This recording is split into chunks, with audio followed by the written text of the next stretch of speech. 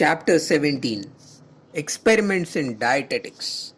As I searched myself deeper, the necessity for changes both internal and external began to grow on me. As soon as or even before I made alterations in my experiences and my way of living, I began to make changes in my diet. I saw that the writers on vegetarianism had examined the question very minutely, attacking it in its religious, scientific, practical, and medical aspects.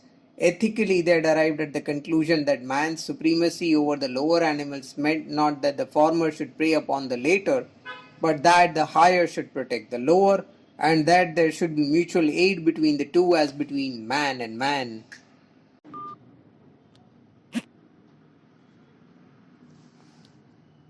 They had also brought out the truth that man eats not for enjoyment but to live, and some of them accordingly suggested and effected in their lives abstention not only from flesh meat but from eggs and milk.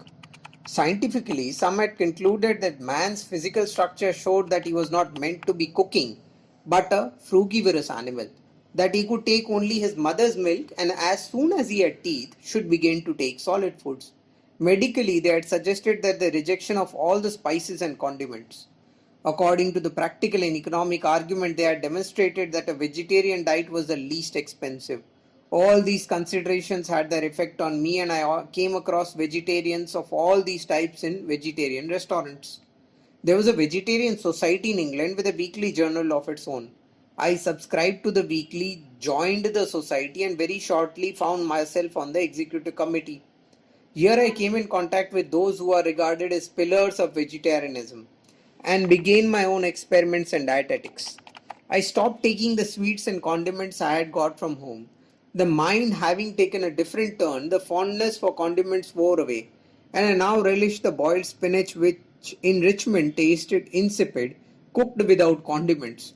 Many such experiments taught me that the real seat of taste was not the tongue but the mind. The economic consideration was, of course, constantly before me. There was in those days a body of opinion which regarded tea and coffee as harmful and favored cocoa.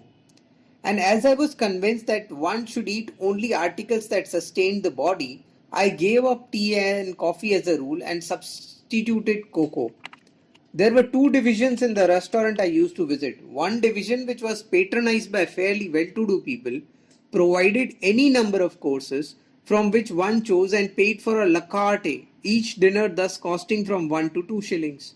The other division provided 6 penny dinners of 3 courses with a slice of bread. In my days of strict frugality, I also dined in the second division, usually.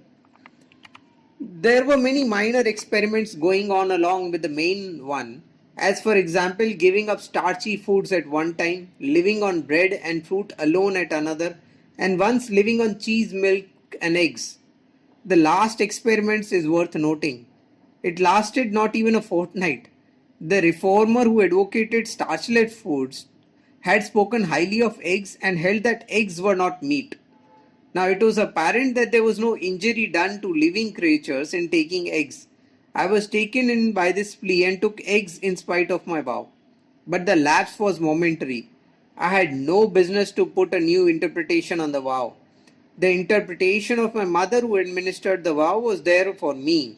I knew that her definition of meat included eggs, and as soon as I saw the true import of the vow, I gave up eggs and the experiment alike. There is a nice point underlying the argument and worth noting. I came across 3 definitions of meat in England. According to the first, meat denoted not only the flesh of birds and beasts. Meat denoted only the flesh of birds and beasts.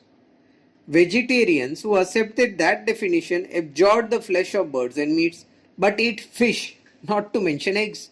According to the second definition, meat meant flesh of all living creatures. So fish was here out of the question, but eggs were allowed. The third definition included under meat the flesh of living beings as well as all the products, thus covering eggs and milk alike. If I accepted the first definition, I could take not only eggs but fish also. But I was convinced that my mother's definition was the definition binding on me. If therefore I would observe the vow I had taken, I must abjure eggs. I therefore did so. This was the hardship inasmuch as inquiry showed that even in vegetarian restaurants, many courses used to contain eggs. This meant that unless I knew what was that, I had to go through the awkward process of ascertaining whether a particular course contained eggs or not, for many puddings and cakes were not free from them. But though the revelation of my duty caused this difficulty, it simplified my food. The simplification in its turn brought me annoyance in that I had to give up several dishes I had come to relish. These difficulties were only passing, for the strict observance of the vow produced an inner word, relish, distinctly more healthy, delicate, and permanent. The real ordeal, however, was still to come, and that was in respect of the other vow. But who dare harm whom God protects? A few observations about the interpretation of vows or pledges may not be out of place here. Interpretation of pledges has been a fruitful source of strife all over the world. No matter how explicit the pledge, people will turn and twist the text to suit their own pleasures. They are to be met with among all classes of society, from the rich down to the poor, from the prince down to the peasant. Selfishness turns them blind, and by use of the ambiguous middle they deceive themselves and seek to deceive the world and God. One golden rule is to accept the interpretation honestly, put on the pledge by the party administering it. Another is to accept the interpretation of the weaker party, where there are two interpretations possible. A rejection of these two rules gives rise to strife and iniquity, which are rooted in untruthfulness. He who seeks truth alone easily follows the golden rule. He need not seek learned advice for interpretation. Mother's interpretation of meat was, according to the golden rule, the only true one for me, and not the one my wider experience or my pride of better knowledge might have taught me. My experiments in England were conducted from the point of view of economy and hygiene. The religious aspect of the question was not considered until I went to South Africa, where I undertook strenuous experiments which will be narrated later. The seed, however, for all of them was sown in England. A convert's enthusiasm for his religion is greater than that of a person who is born in it.